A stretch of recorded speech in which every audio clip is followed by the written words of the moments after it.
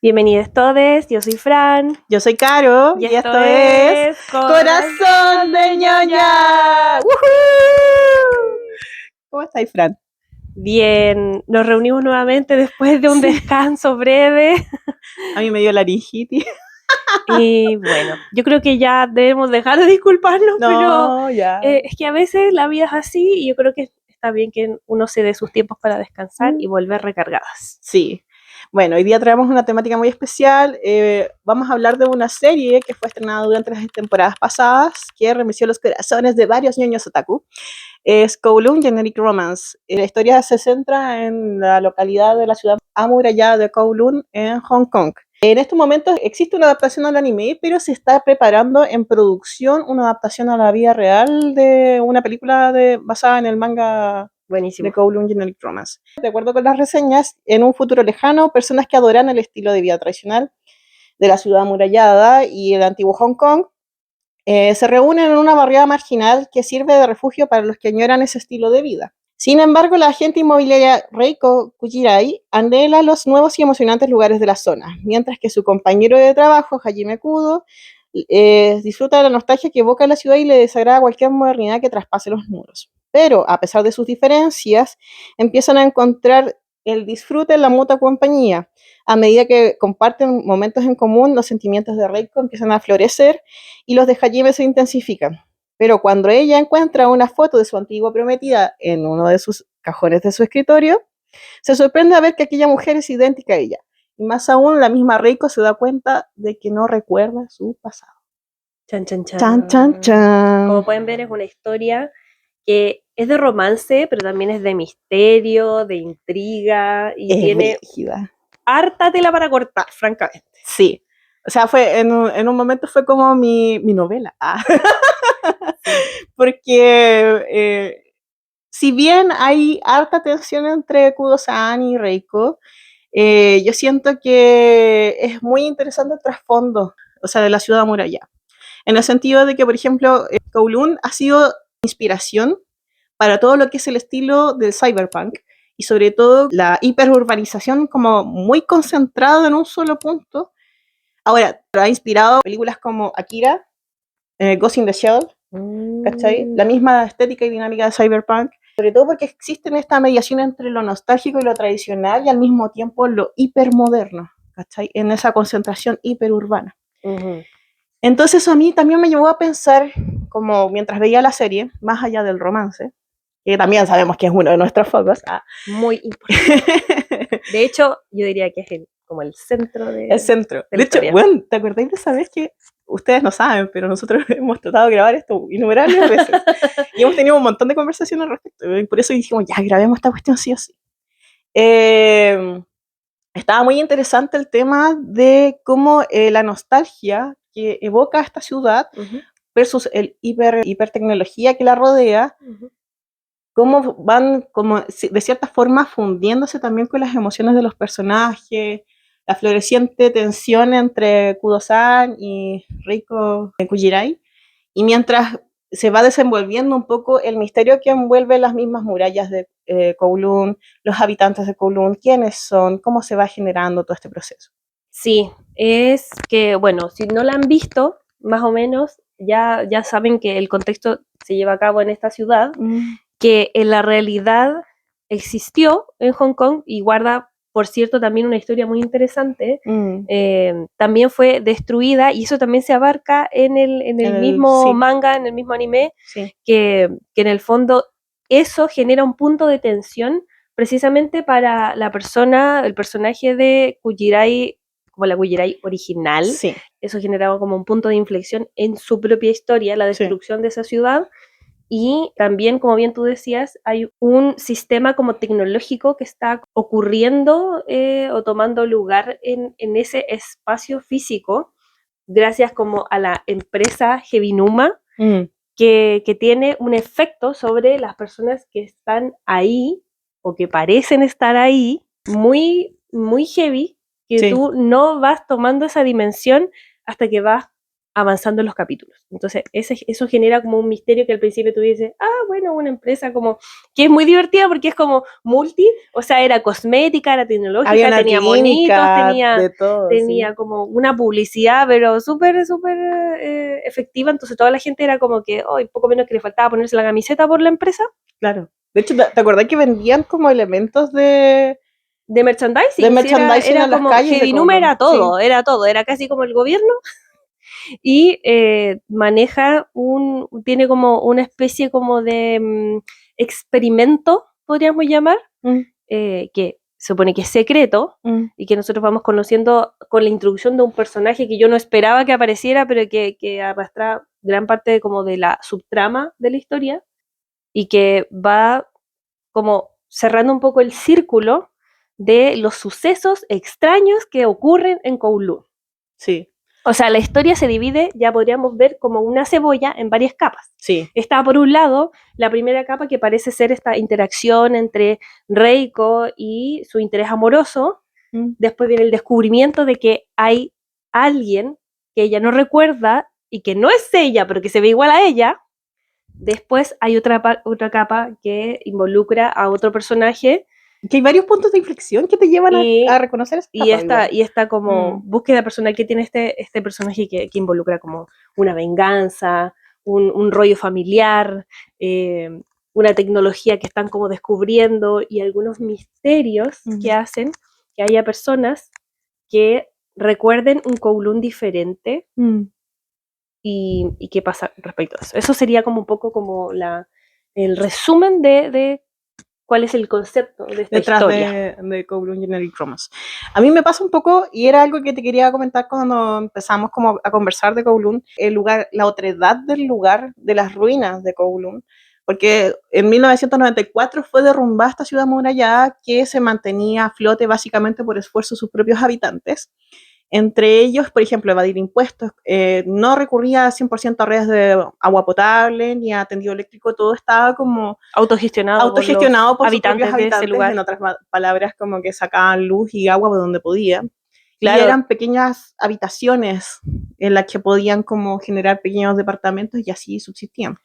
Claro, había mucha gente indocumentada que iba a vivir a ese lugar porque como era un pueblo entre comillas sin ley, era más fácil vivir ahí que vivir en el resto de Hong Kong. Claro, de hecho se habla mucho de que uno no también podía... por no decir bandas criminales. También. Exacto, uno no podía entrar a Kowloon y esperar como salir bien de Kowloon si es que no entrabas con alguien que conociera primero las calles porque era un verdadero laberinto y segundo porque habían bandas organizadas dentro de la misma ciudad. Lo acuático es cuando... Era como una especie de gueto también. Claro, sí, pues básicamente era como la precariedad hecha ciudad hiperurbana, ¿cachai?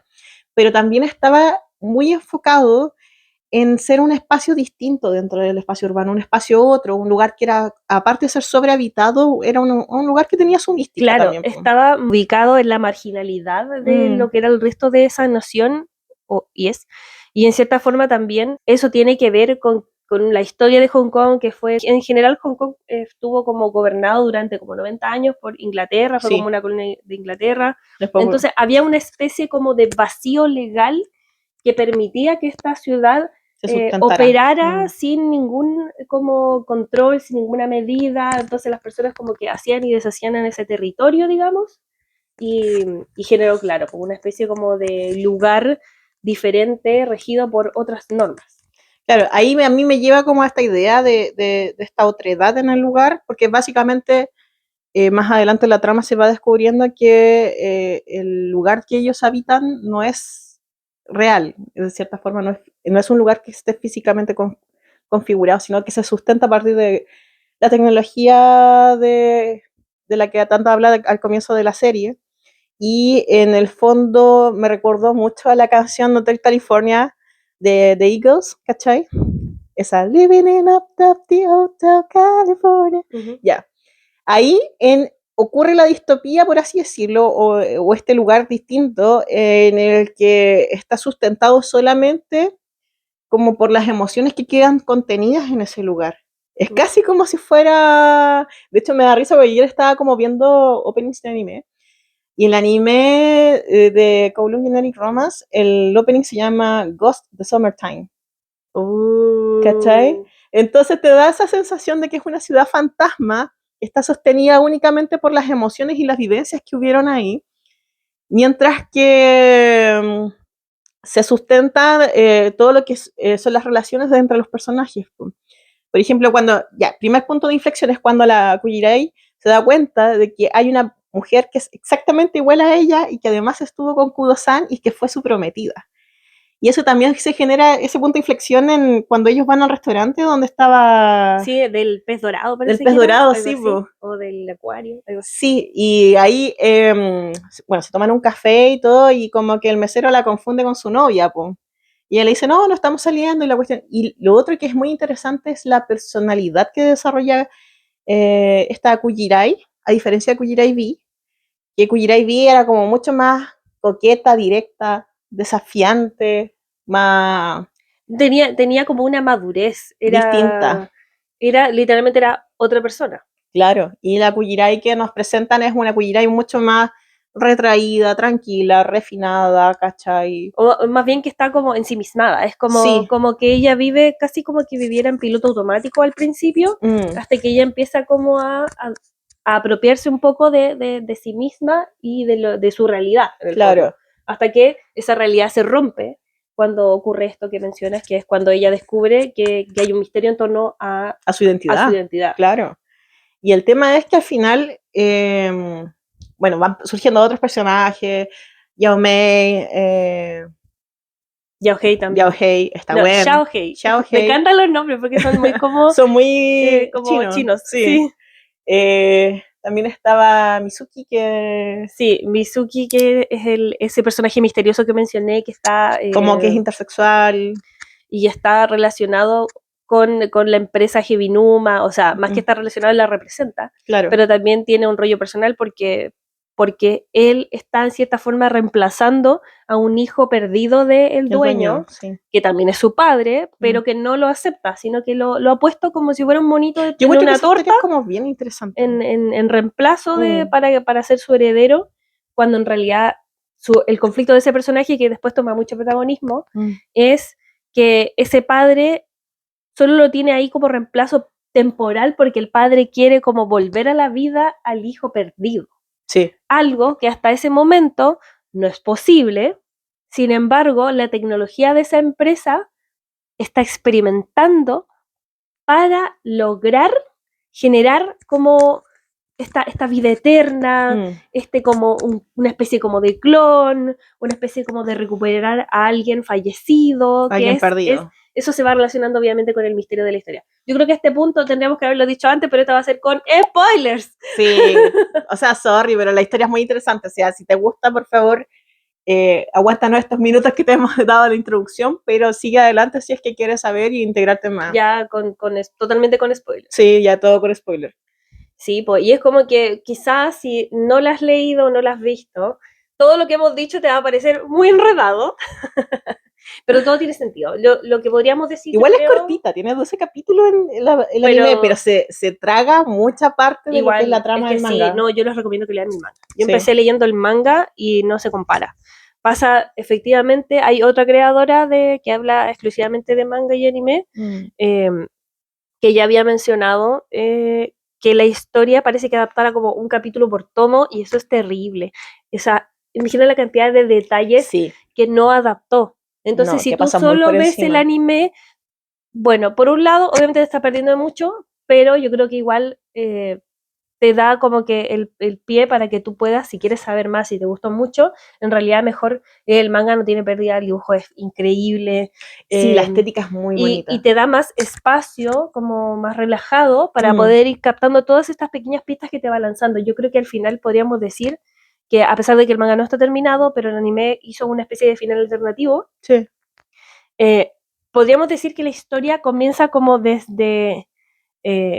no quiero decir como desde el final hacia el inicio, pero es como es como lo aparente, como que los primeros capítulos son como la apariencia, digamos, la superficie, y después se va adentrando como un iceberg, claro, hasta llegar al centro que está provocando todos los fenómenos que están ocurriendo en Kowloon y en la vida de estos personajes. Claro. Interesante eso también porque finalmente, leyendo el manga, que fue un ejercicio que nosotras hicimos adrede, porque dijimos, bueno, esta serie es muy buena como para que no leamos el manga y no nos interioricemos en la historia. El manga tiene un ritmo completamente distinto. El manga es mucho más cinematográfico en ese sentido, perdón si estoy usando mal este término, pero en el sentido de que se toman las pausas necesarias para mostrarte los detalles que van a integrar parte esencial de la historia. Y detalles visuales. Sí. O sea, la cantidad de, yo creo que tiempo que tiene que haber invertido la autora para dibujar, tanto como la arquitectura, que es muy interesante de Kowloon, como el detalle de los personajes, las emociones, los momentos de tensión, los misterios. Pero realmente una obra muy bella. Sí, de hecho también me llamaba mucho la atención que finalmente, ¿te acordás de lo que comentábamos de los paralelismos? Que de cierta forma la relación que se va dando entre Kudo-san y Kujirai no es que quiera emular la antigua relación que tuvo Kujirai con Kudo-san, no es como que se vuelva a repetir, es una relación completamente nueva porque el Kudo-san que pololeó o estuvo de novio con Kujirai no es el mismo Kudo-san que finalmente se termina como enganchando de nuevo de Kujirai, pero se da cuenta de que en ese sentido, por ejemplo, lo que hablábamos de que Kudo-san adquiría como ciertos rasgos de personalidad de Kujirai para no dejarla ir. Claro, no dejarla ir, como para tenerla ahí. Sucede algo muy interesante, porque tal cual como tú dices, en este espacio que engloba la serie, y en el tiempo como entre comillas presente, sucede que Kujirai no es la misma Kujirai original, ya lo hemos dicho varias veces.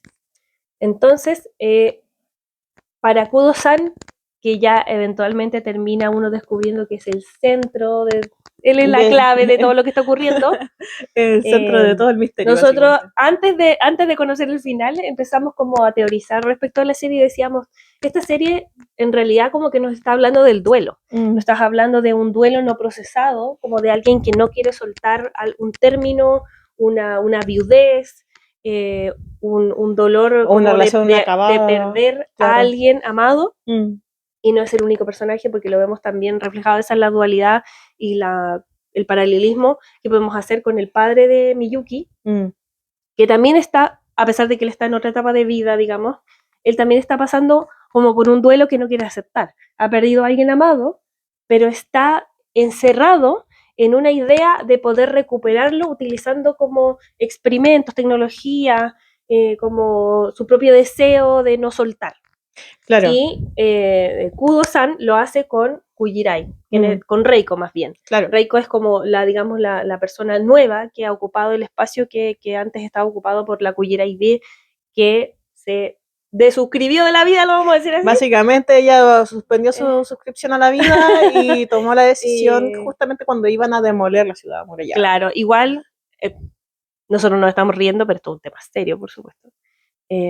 O sea, la división no es algo para reírse. No, y aparte que estamos en el mes en el que se conmemora el Día Mundial contra la Desdivisión. Así que, en el fondo, hay un misterio en torno a ese aspecto de la vida de la Kujirai B. Sin embargo, como bien decías tú, Kudo-san ha estado repitiendo como esta historia sin saber que podía hacerlo, pero ya después como totalmente de forma voluntaria. Y como esta vez Reiko no es la Kujirai que él conoció, con quien él estuvo comprometido, él cambia también y se ha transformado en una persona muy parecida a como era Kujirai B, eso es lo que decía ahí tú delante, porque después nos muestran estos paralelismos como del pasado y el presente, cuando Kujirai era la persona experimentada de la relación, era la persona que conocía, que ya llevaba tiempo en Kowloon, que le enseña todo lo que ahora Kudo sabe, cómo interactuar con las personas, cómo hacer su trabajo, cómo tener una filosofía de vida que está apegado a ese Kowloon que estaba a punto de desaparecer y que finalmente desapareció. Y poco a poco esto va un poco quebrando esa realidad ficticia que estaba llevándose a cabo en esta ciudad, que en realidad no existe. No, ese es el gran misterio, que al final Kowloon ya no existe. Kowloon son ruinas, básicamente, y a través de algo muy como que tiene que ver con las energías, con el chi, y también Pero con también la tecnología, claro, han creado una ciudad que es el reflejo como de los recuerdos de Kudo-san. Los recuerdos que él tiene sobre el verano en el que él perdió lo que más amaba, y un verano en el cual él está atrapado, pero de forma voluntaria. Se quedó pegado. Básicamente se pegadísimo. Nosotros cuando descubrimos que era como, oh, ¿es él? Él la causa de todos los problemas. Igual, bueno, ya, volviendo al tema, nosotros, de nuevo, nos reímos mucho, pero la verdad es que... no tenía un Kudo-san que se quedó pegado. Ya, pero una historia es súper como emotiva en ese sentido. Sí. O sea, igual siempre estamos movilizados por Reiko, porque Reiko está en el fondo como que ha nacido en este mundo, siendo adulta, y está como apropiándose de ese vehículo que tiene, que es su cuerpo, en este universo que es Kowloon ficticio, y ella va como de 0 a 100, porque va tímidamente empezando a decidir que ella quiere ser dueña de su propia existencia, mientras que por otro lado tenemos a Kudo-san, que está aferrado a un recuerdo de alguien que ya no va a regresar. Entonces, por obras del destino, él está atrapado en un juego muy cruel para él. Yo creo que hay varias cosas ahí que me llamaron la atención. Yo creo que parte de la verdad que esconde Kowloon como ciudad y como la interacción entre los distintos personajes, porque Yao Mei también tiene su propia lucha, que en el fondo es ser reconocida por quien es ella, sin bajo el lente de su madre. Wen, que quiere recuperar la relación con Miyuki, y por otro lado está el amigo que no me acuerdo cómo se llama, Yusun. No, se llama Yulong. Yulong, que también participa como de resolver este misterio, como para ir descifrando las cosas. Y yo creo que Kudo-san durante un tiempo, como cuando Kujirai va como profundizando cada vez más en el misterio de quién es, y al mismo tiempo de por qué la ciudad se sustenta, se va dando cuenta de lo que ocurre, y Kudo-san como que intenta taparlo para que ella no descubra.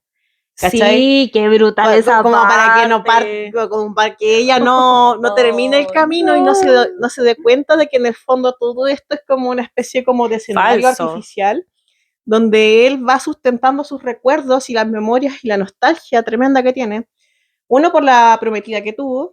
Dos, por la muerte de la prometida y el término de esa relación. Y también por lo que vivió en Kowloon. ¿Cachai?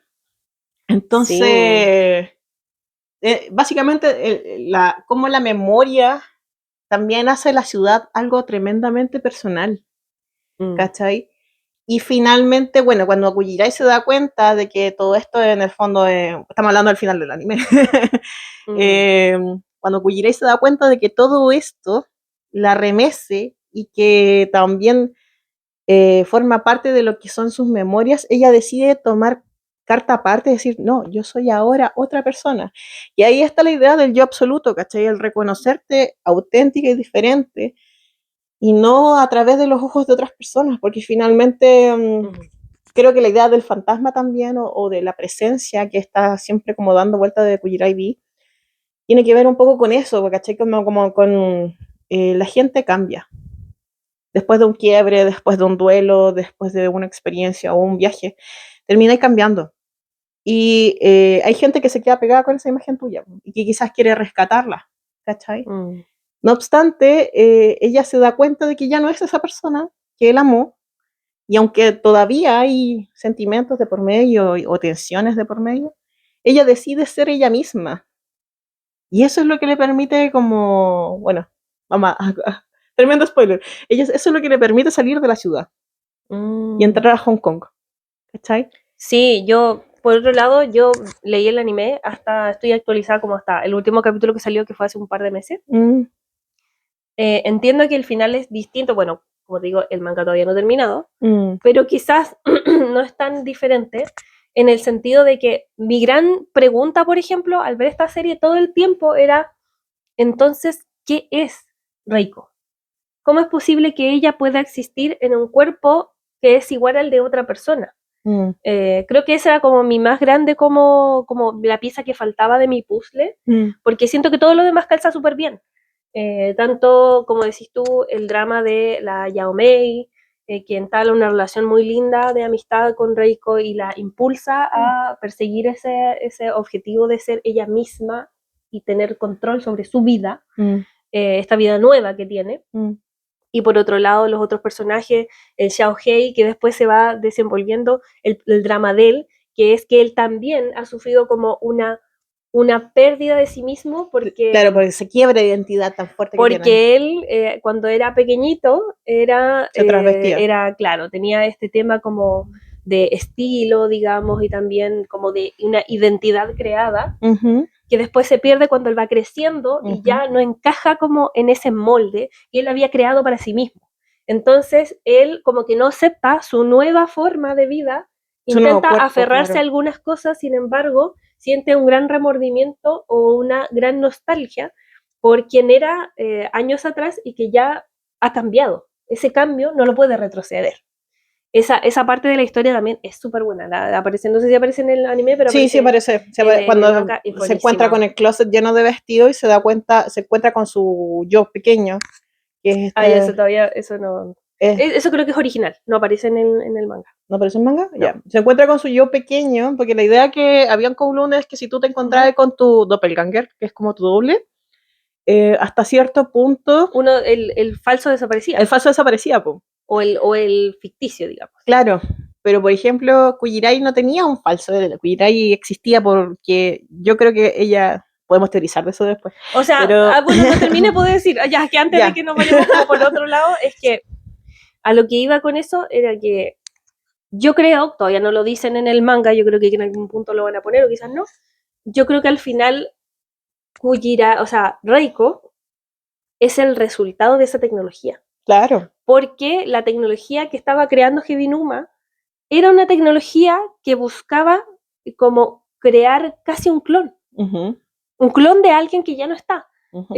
Se supone que había como un experimento o más bien, lo que daba como cara al público era crear una especie como de nube que podía respaldar tus recuerdos. Claro. Cosa de que si tú dejabas como de existir, alguien podía, como con un recipiente, depositar tus recuerdos y que tú pudieras seguir existiendo. Pero al final, ¿eres tú realmente? Porque tú ya no existes. Entonces, ese es como un deseo de las personas que te han perdido, en cierta forma. Así que yo creo que al final es toda esta tecnología y las memorias de Kudo-san crearon en cierta forma, algo cambió efectivamente, todavía no lo resuelven en el manga, pero generó un recipiente. Y ese recipiente es Reiko, y en el fondo yo creo que demuestra que quizás es un poco como el mensaje de la historia, que es un poco en contra de esa querer aferrarse tanto a algo que ya no está. Ese como crear un clon de alguien que va a ser idéntico. Todo el rato también se está jugando con eso, no recuerdo si apareció en el anime, pero hay un ejemplo que aparece en las noticias, que no me acuerdo qué personaje lo ve, parece que es la Yao Mei. Al comienzo. No, Gwen lo ve. Yeah. No, que dice que, por ejemplo, están hablando y ya habían creado un clon de un perrito o un gatito. Yeah. Entonces estaban entrevistando a la dueña y decían, ¡Uy! ¿Cómo te has sentido como con el clon, haber recuperado el clon de tu mascota perdida, ¿no? Y dice, sí, es casi igual, hace lo mismo. Entonces él queda mucho rato como enrollado con eso. Y claro, pues un poco como el mensaje de, ¿pero es realmente él? O sea, no sé, tiene la misma forma. Claro. Y tiene, por ejemplo, no sé, los mismos recuerdos. Claro. Pero es realmente la misma persona. O sea, está bien que a ti te duela mucho haberlo perdido. Pero eso te da permiso para jugar como con alguien que ya no está. Claro, como hasta qué punto el recuerdo también. Claro, esa es como mi teoría en el fondo. Debe ser respetado. Porque efectivamente ocurre este fenómeno extraño que nunca se termina de resolver, que es que se ve igual a Kujirai B, pero es otra persona, es Reiko. Sí, es cuático. Y bueno, también está, lo que pasaba al final con Xiao Hei es que él crece, porque de niño se transvestía, se ponía Lolita, ¿cachai? Se vestía de Lolita. Y cuando él crece se da cuenta que su cuerpo ya no es el de un niño que puede vestirse de Lolita, Y sin embargo, cuando entra al closet de su departamento y ve todos sus vestidos, todos los moños, todas las cosas, accesorios que se ponía, hay una parte que es como que me hace mucho sentido ahora porque he estado como dándole vueltas a este tema de cuando te pierdas, encuéntrate las cosas que te gustan, ¿cachai? Y es cuático porque en el fondo él se da cuenta de que lo que, si bien él estaba vestido así como bien chic, era masculino, pues. Pero él abraza sus vestidos y se da cuenta y se permite volver a hacer lo que le gustaba, y en el fondo era vestirse Lolita, ¿cachai? Y creo que, claro, todos los personajes pasan un poco por esta transformación. Claro. De cómo reconocer quiénes son ahora y salir un poco de las expectativas de los otros. Claro, es casi como que está esa visión forzada de un otro que te define. Por ejemplo, Yaomei es la madre que la define a ella. Para Reiko es Kudo-san, que la define como Kujirai-be. Para Miyuki es su padre que lo define como el hijo perdido. Y están las personas que te ven como quien tú realmente eres o quién eres ahora. Sí. Por ejemplo, con Reiko es Yaomei. Sí. La ve como su yo absoluto. Con Miyuki es Gwen. Sí. Gwen lo ve como la persona que él es y que su padre niega su existencia. Yulong también lo ve como la persona que siempre ha sido. O sea, hay un padre que niega su existencia, pero hay personas que la validan. Tú existes desde siempre y siempre has sido así, o yo te conozco y valido cada parte de tu evolución. Y también yo creo que Xiaohei al principio estaba muy solo hasta que se encuentra con personas que le permiten también, que cuando se encuentra con la Yaomei y la Reiko, y le celebran y le dicen, pero si tú puedes, si a ti te gusta eso, puedes seguir haciéndolo. Claro. Nadie te puede decir que no. No, y es súper... Es como una oda a autoamor y autovalidación. A comprometerte con quien tú eres y a respetar tus procesos también y a soltarla, claro, esa validación externa. Yo creo que nunca va a ser malo que uno acepte y valide quién es, independiente, porque ayer hablaba justamente con una prima al respecto, no voy a decir quién, pero una prima que quiero mucho. Y... ¿Todos tus primas? No tengo tantas primas. ¿O sí? Oh. ¿Qué prima era? No, una prima que me contaba de que... Tan misteriosa. No voy a decir quién es. Es como que todo el mundo sabe quién es. ¿Cuál es el misterio? No, mira, lo que pasa es que esta prima me contaba de que ella viene de una familia en la que se exige mucho el éxito, ¿cachai? Se exige mucho que tengáis plata, que tengáis trabajo, y al igual que lo que me pasó a mí, como que no tiene esas opciones tan fácilmente porque tiene una crisis personal bastante más o menos seria, ¿cachai? Y ella tomó el camino como por respaldar lo que ella cree que es justo. Y en eso ella y yo congeniamos caretas, siempre como que tenemos discusiones muy profundas al respecto.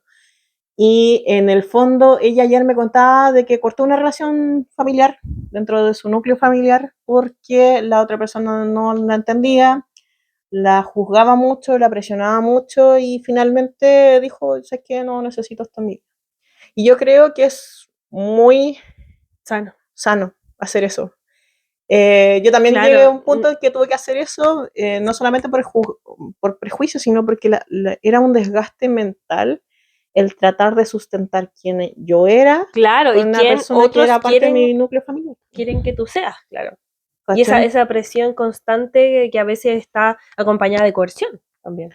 Sí, pues. Cuando tienen control sobre ti en ciertos aspectos, por ejemplo, no sé, yo creo que cuando te ayudan en algo que si des ayuda tú no puedes continuar, o cuando en el fondo vives con ellos, por ejemplo, o no sé, cuando están realmente como que tienes una dependencia emocional con ellos muy fuerte. Claro.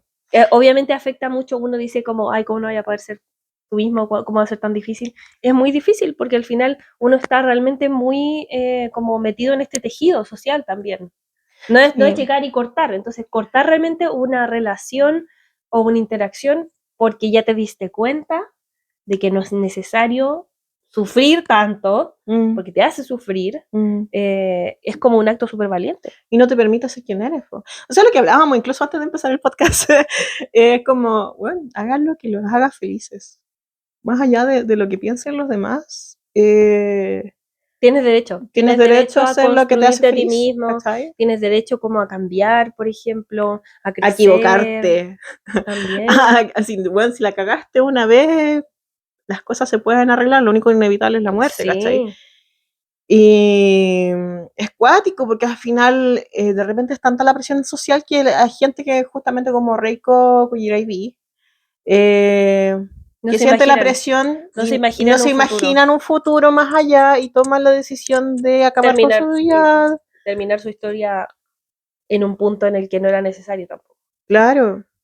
Y pucha, justamente este mes, cuando llega la primavera acá en Chile, en el país de que nosotras vivimos, mucha gente decide acabar con su historia. Y pucha, no sé, yo no soy quien para criticar a nadie, ¿cachai? Pero, por ejemplo, me ha tocado de cerca ver situaciones similares y creo que una de las enseñanzas que me ha dejado eso es que siempre se puede empezar de nuevo. Solo falta que saques como, onda, permítete estar acompañado y permítete acompañar a otros en ese proceso y también permítete empezar otra vez. Claro, Quizás y eso sea... a veces parece imposible porque estás rodeada de personas que no te lo permiten. Claro. Y quizás también a veces uno está tan debilitado que no tiene la fuerza como para ir en contra de esas voces. Sin embargo, estaría bueno que nosotros pudiéramos transmitir ese mensaje de que si tu entorno no te permite a ti cambiar, está bien salirte de ese entorno, porque no hay ningún impedimento para que tu vida sea diferente. O sea, tú puedes cambiar tu vida y tu vida puede ser mejor o puede ser diferente, y no estás obligado como a soportar un dolor eternamente. No es necesario, hay esperanza. Creo que nosotros apoyamos mucho como... sabemos que hemos vivido también crisis personales constantemente. Y entendemos el dolor, entendemos que tienes pocas fuerzas, por ejemplo, entendemos que a veces no quieres levantarte, entendemos que a veces todo es difícil y todo duele, pero no pierdas la fe y sigue buscando ese rayito de luz, sigue buscando como esa ventana que está abierta. Siempre hay una forma, siempre hay una solución, y si necesitas ayuda, pídela. De hecho, como que me recuerda mucho a lo que, bueno, el proceso que estoy viviendo ahora, pero más que nada es como de repente uno opta por una opción que de algo que a uno le gusta, uno piensa de sí mismo, que sería como una buena práctica, en mi caso el Yaido, ¿cachai? Y me di cuenta de que, por ejemplo, la gente del dojo es súper sana, en general, pero también me gusta mucho la idea de que todos son ellos mismos en ese espacio. A veces hay que rodearse ¿cachai? de personas que ya van un poco avanzadas en ese proceso para que te inspiren a comenzar tu propio proceso. Claro, claro, yo creo que ahí está el punto, como, o sea, de repente si una narrativa no te acomoda por las estructuras o por la presión social o las expectativas que hay encima de ti, no estás obligado a jurar de pie juntilla hasta el final de tus días. No. Las cosas cambian todo el tiempo. El cambio, lo único que estamos seguros que va a seguir pasando. Exactamente. Ya, amiga, sigamos dándole una vuelta más a este capítulo. Aquí te recuerda que podríamos recomendar la serie Kowloon Generic Romance. Y ya hablé de algunas películas en torno como a la idea del cyberpunk, pero no sé si te... Cyberpunk. Series que me recuerden a Kowloon. Siento que Kowloon ha sido muy diferente a todo lo que he visto y he leído. No me recuerda a nada en particular, creo que ha sido todo muy fresco, muy nuevo, muy increíble. Igual a mí me encantan las series que son como de... Que te sacan un poco de esa narrativa típica del Isekai y bla, bla, bla. Sí, uy, no sé. Yo sé que estoy pensando... Para mí Kowloon es totalmente nuevo y novedoso. Estoy pensando en la serie que quizás, si a alguien no le gusta el terror, ok. Pero estoy viendo Alien Earth en Disney Plus. ¿Qué es? Es una serie que está basada como en la saga de Alien, el octavo pasajero, ¿cachai? Que es este xenomorfo, el bicho negro que parece como de hule y que te saca el... ¿No te acordáis? ¿Nunca has visto Alien? Ah, ya. Alien, Ya. Okay. Pero es gringa. Sí. Ya, yo no Sí, sé sí, nada, no, me no, suena sí, de pero nada. ¿qué ocurre? En la última, o sea, en la serie que están sacando ahora en Disney Plus pasa algo parecido, solamente que niños que están muy enfermos, ¿cachai? Así como con un cáncer terminal a punto de morir, onda que ya no pueden estar manchados de los corticoides que le han metido, sus conciencias son introducidas dentro de sintéticos, de seres que son básicamente un androide, ¿cachai? Pero que tiene ciertas funciones biológicas, ¿cachai? Onda, no sé, no hemos llegado a puntos tan específicos, ¿cachai? Pero en el fondo se ven como seres adultos, pero con mente de niños. Y está todo el rollo de Peter Pan, ¿cachai? Pero ¡Qué fuerte! sí, y la cuestión es que estos niños en cuerpos sintéticos se tienen que hacer cargo del bicho de Alien, ¿cachai? Y lo cuático es que, claro, una de ellas tiene mucha nostalgia, porque obviamente su cuerpo físico murió joven, y ya pasó a ser un sintético encerrado en, en una, básicamente un cuerpo sintético lleno de circuitos, y se da cuenta que su hermano todavía vive y es médico, ¿cachai? Y obviamente ella lo busca y de cierta forma en la trama que implica como envuelta en todo lo que es el xenomorfo, el alien, se ve involucrado el médico, ¿cachai? Y me acordaba mucho de Kowloon mientras estaba viendo esa Ya, serie. ahora sí, ya, ahora caché y sí, quizás uno puede agarrarlo por el tema Igual que, si ustedes le tienen miedo a Alien, yo soy una persona que le tiene mucho miedo a la figura del Alien, pero sea con pero precaución, se ve con precaución. sea con precaución. Y no es tan terrible como la película, las películas son más terribles. Ya, pero me interesó mucho eso como de, porque al final, como ya lo habíamos mencionado varias veces, tiene que ver como con este deseo de la ciencia o de algunas personas con poder como de replicar la vida. de extender o replicar la vida, o sea, extender la vida más bien. Uh-huh. Fíjate que yo ya escribí una reseña y ya prontamente voy a sacar un video también al respecto. De hecho, no la subimos a Corazón Divino, deberíamos haberla subido. Así como el link Ah, de tu sí, ya lo reseña. vamos a hacer, bacán. Y claro, yo estuve viendo Serial Experiments Lane, que es una serie que trata temas de también que tienen que ver mucho con la computación, cómo se imaginaban en el 1998, cómo podía ser la tecnología, y habla un poco también como de algo que podría ser muy parecido a la IA también, pero también toca mucho el tema de traspasar la vida del mundo físico a un mundo digital con el mismo objetivo, que es como extender la vida humana. Claro. O sea, y claro, uno de los personajes que como central efectivamente abandona el mundo terrenal y transfiere su conciencia al mundo cibernético y opera como un dios en ese espacio, y eso me hizo mucho como pensar que, o sea, eso igual a mí me da mucho terror, el tema de que haya gente que quiera como tanto extender la vida que se la esté imaginando en todas las posibilidades. O sea, imagínate, y hay una serie que imagina eso con robots, por ejemplo.